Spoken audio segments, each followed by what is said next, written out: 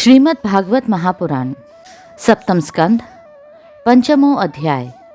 हिरण्यकशिपु के द्वारा प्रहलाद जी के वध का प्रयत्न।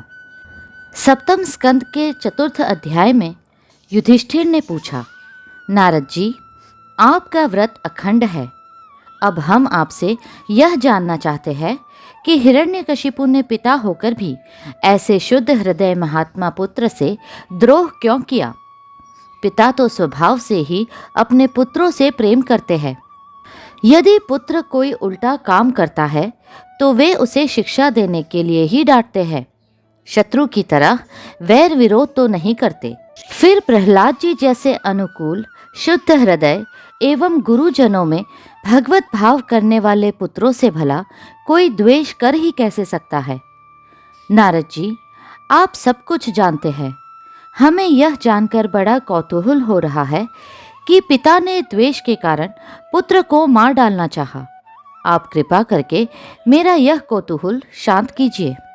नारद जी कहते हैं, युधिष्ठिर, दैत्यों ने भगवान श्री शुक्राचार्य जी को अपना पुरोहित बनाया था। उनके दो पुत्र थे, षंड और अमर्क। वे दोनों राजमहल के पास ही रहकर हिरण्यकशिपु के द्वारा भेजे हुए नीति निपुण बालक प्रहलाद को और दूसरे पढ़ाने योग्य दैत्य बालकों को राजनीति, अर्थनीति आदि पढ़ाया करते थे। प्रहलाद गुरुजी का पढ़ाया हुआ पाठ सुन लेते थे और उसे ज्यों का त्यों उन्हें सुना भी दिया करते थे, किंतु वे उसे मन से अच्छा नहीं समझते थे, क्योंकि उस पाठ का मूल आधार था अपने और पराये का झूठा आग्रह। युधिष्ठिर, एक दिन हिरण्यकशिपु ने अपने पुत्र प्रहलाद को बड़े प्रेम से गोद में लेकर पूछा, बेटा बताओ तो सही, तुम्हें कौन सी बात अच्छी लगती है। प्रहलाद जी ने कहा, पिताजी, संसार के प्राणी मैं और मेरे के झूठे आग्रह में पड़कर सदा ही अत्यंत उद्विग्न रहते हैं। ऐसे प्राणियों के लिए मैं यही ठीक समझता हूँ कि वे अपने अधः पतन के मूल कारण घास से ढके हुए अंधेरे कुएं के समान इस घर को छोड़कर वन में चले जाए और भगवान श्री हरि की शरण ग्रहण करें। नारद जी कहते हैं, प्रहलाद जी के मुंह से शत्रु पक्ष की प्रशंसा से भरी बात सुनकर हिरण्यकशिपु ठठाकर हंस पड़ा। उसने कहा, दूसरों के बहकाने से बच्चों की बुद्धि यों ही बिगड़ जाया करती है। जान पड़ता है गुरुजी के घर पर विष्णु के पक्षपाती कुछ ब्राह्मण वेश बदलकर रहते हैं। बालक की भली भांति देख रेख की जाए जिससे अब इसकी बुद्धि बहकने न पाए। जब दैत्यों ने प्रहलाद को गुरुजी के घर पहुंचा दिया, तब पुरोहितों ने उनको बहुत पुचकार कर और फुसलाकर बड़ी मधुर वाणी से पूछा, बेटा प्रहलाद, तुम्हारा कल्याण हो, ठीक ठीक बतलाना, देखो झूठ न बोलना। यह तुम्हारी बुद्धि उल्टी कैसे हो गई? और किसी बालक की बुद्धि तो ऐसी नहीं हुई। कुल नंदन प्रहलाद, बताओ तो बेटा, हम तुम्हारे गुरुजन यह जानना चाहते हैं कि तुम्हारी बुद्धि स्वयं ऐसी हो गई या किसी ने सचमुच तुमको बहका दिया है। प्रहलाद जी ने कहा, जिन मनुष्यों की बुद्धि मोह से ग्रस्त हो रही है, उन्हीं को भगवान की माया से यह झूठा दुराग्रह होता देखा गया है कि यह अपना है और यह पराया। उन मायापति भगवान को मैं नमस्कार करता हूँ। वे भगवान ही जब कृपा करते हैं तब मनुष्यों की पाश्विक बुद्धि नष्ट होती है। इस पशु बुद्धि के कारण ही तो यह मैं हूँ और यह मुझसे भिन्न है, इस प्रकार का झूठा भेदभाव पैदा होता है। वही परमात्मा यह आत्मा है। अज्ञानी लोग अपने और पराये का भेद करके उसी का वर्णन किया करते हैं। उनका न जानना भी ठीक ही है, क्योंकि उसके तत्व को जानना बहुत कठिन है और ब्रह्मा आदि बड़े बड़े वेदज्ञ भी उसके विषय में मोहित हो जाते हैं। वही परमात्मा आप लोगों के शब्दों में मेरी बुद्धि बिगाड़ रहा है। गुरुजी, जैसे चुंबक के पास लोहा स्वयं खींच आता है, वैसे ही चक्रपाणि भगवान की स्वच्छंद इच्छा शक्ति से मेरा चित्त भी संसार से अलग होकर उनकी ओर बरबस खींच जाता है। नारद जी कहते हैं, परम ज्ञानी प्रहलाद अपने गुरुजी से इतना कहकर चुप हो गए। पुरोहित बेचारे राजा के सेवक एवं पराधीन थे। वे डर गए। उन्होंने क्रोध से प्रहलाद को झिड़क दिया और कहा, अरे कोई मेरा बेद तो लाओ, यह हमारी कीर्ति में कलंक लगा रहा है। इस दुर्बुद्धि कुलंगार को ठीक करने के लिए चौथा उपाय दंड ही उपयुक्त होगा। दैत्य वंश के चंदन वन में यह कांटेदार बबूल कहाँ से पैदा हुआ?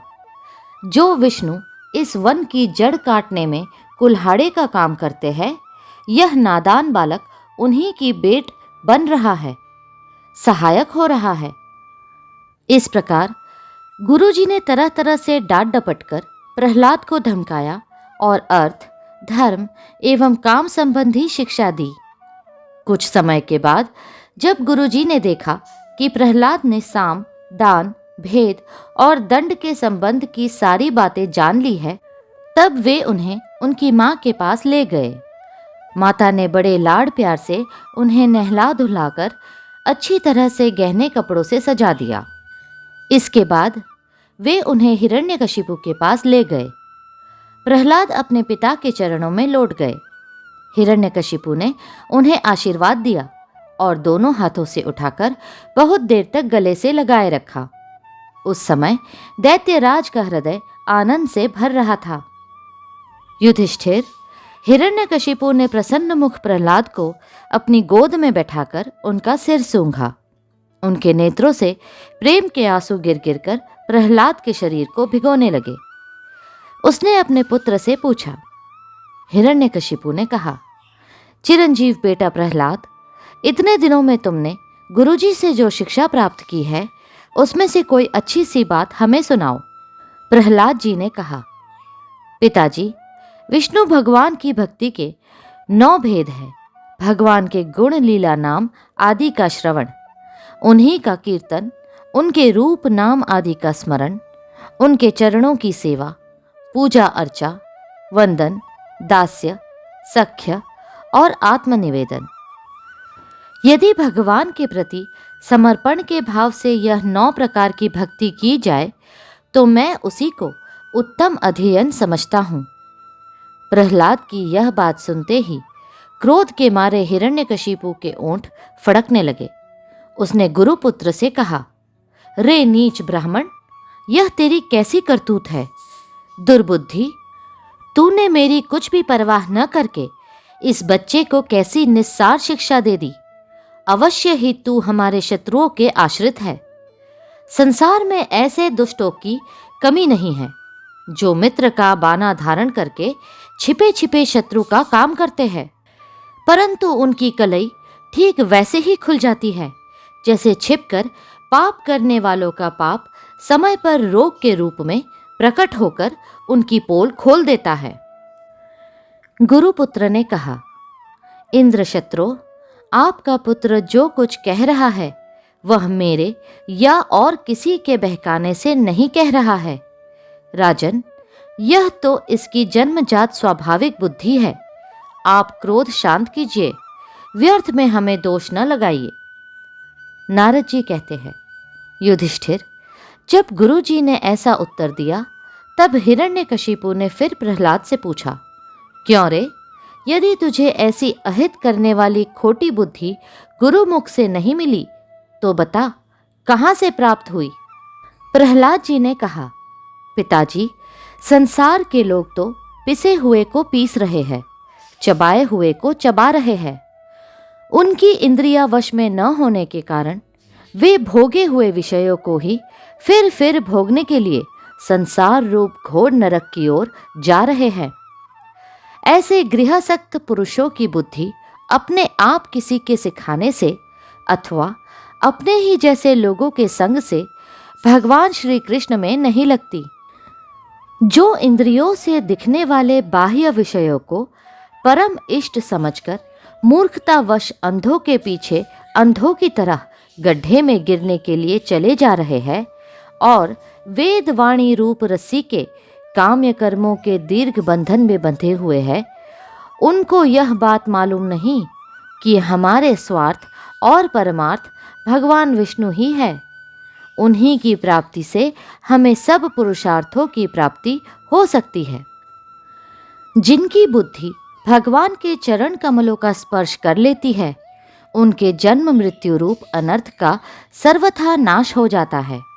परंतु जो लोग अकिंचन भगवत प्रेमी महात्माओं के चरणों की धूल में स्नान नहीं कर लेते, उनकी बुद्धि काम्य कर्मों का पूरा सेवन करने पर भी भगवत चरणों का स्पर्श नहीं कर सकते। प्रहलाद जी इतना कहकर चुप हो गए।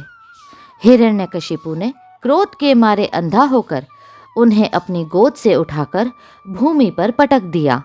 प्रहलाद की बात को वह सह न सका। रोष के मारे उसके नेत्र लाल हो गए। वह कहने लगा, दैत्यो, इसे यहाँ से बाहर ले जाओ और तुरंत मार डालो। यह मार ही डालने योग्य है। देखो तो सही, जिसने इसके चाचा को मार डाला, अपने सुरहद स्वजनों को छोड़कर यह नीच दास के समान उसी विष्णु के चरणों की पूजा करता है। हो न हो, इसके रूप में मेरे भाई को मारने वाला विष्णु ही आ गया है। अब यह विश्वास के योग्य नहीं है।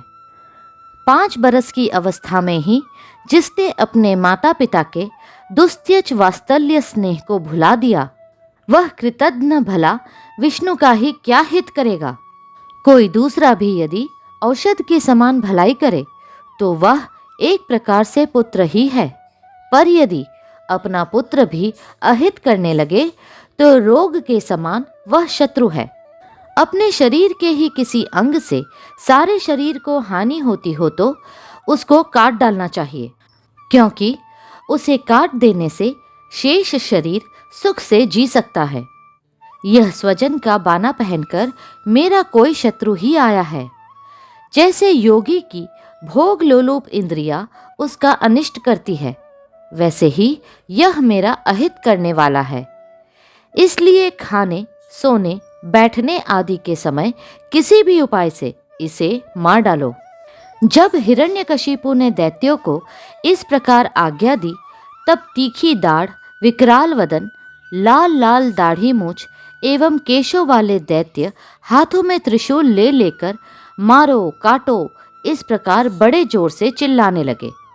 प्रहलाद चुपचाप बैठे हुए थे और दैत्य उनके सभी मर्म स्थानों में शूल से घाव कर रहे थे। उस समय प्रहलाद जी का चित्त उन परमात्मा में लगा हुआ था जो मन वाणी के अगोचर, सर्वात्मा, समस्त शक्तियों के आधार एवं परब्रह्म है। इसलिए उनके सारे प्रहार ठीक वैसे ही निष्फल हो गए जैसे भाग्यहीनों के बड़े बड़े उद्योग धंधे व्यर्थ होते हैं। युधिष्ठिर, जब शूलों की मार से प्रहलाद के शरीर पर कोई असर नहीं हुआ, तब हिरण्यकशिपु को बड़ी शंका हुई। अब वह प्रहलाद को मार डालने के लिए बड़े हठ से भांति भांति के उपाय करने लगा। उसने उन्हें बड़े बड़े मतवाले हाथियों से कुचलवाया, विषधर सांपों से डसवाया, पुरोहितों से कृत्य राक्षसी उत्पन्न कराई, पहाड़ की चोटी से नीचे डलवा दिया, शंबरासुर से अनेकों प्रकार की माया का प्रयोग करवाया, अंधेरी कोठरियों में बंद करा दिया, विष पिलाया और खाना बंद कर दिया।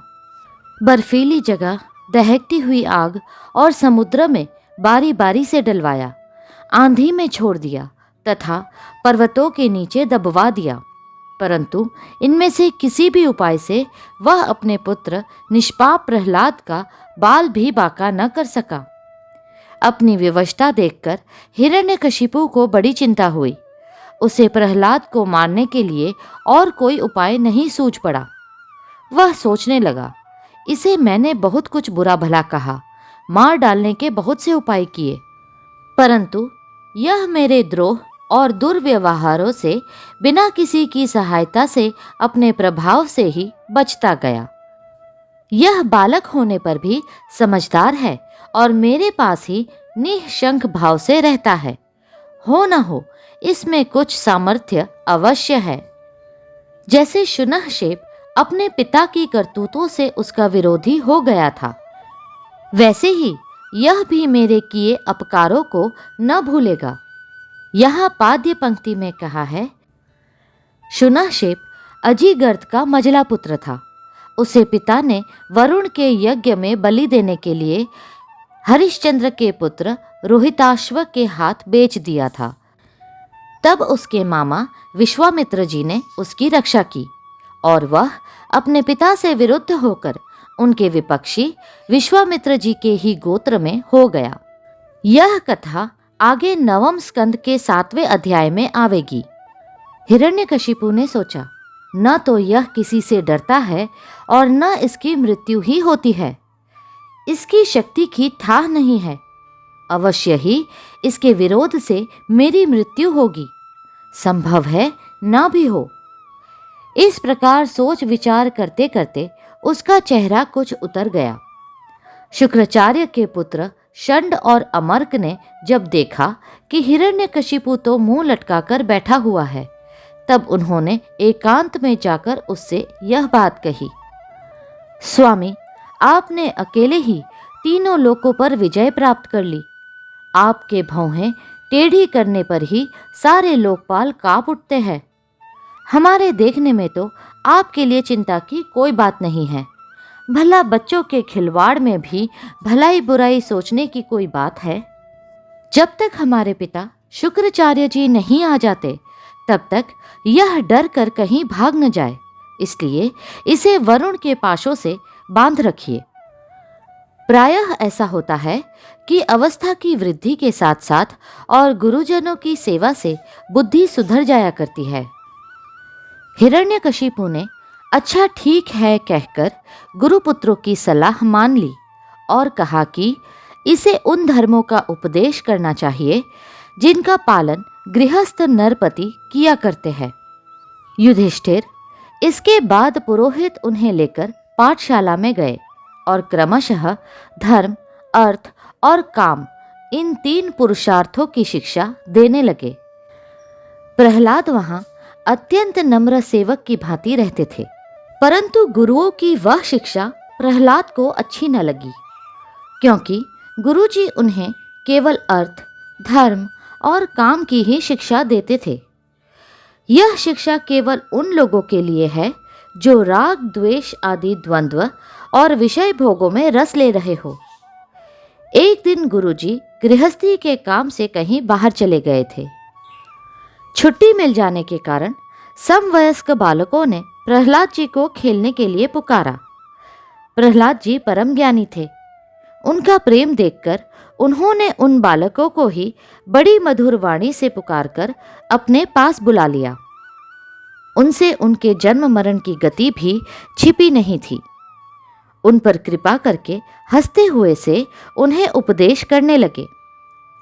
युधिष्ठिर, वे सब अभी बालक ही थे, इसलिए राग द्वेष परायण विषय भोगी पुरुषों के उपदेशों से और चेष्टाओं से उनकी बुद्धि अभी दूषित नहीं हुई थी।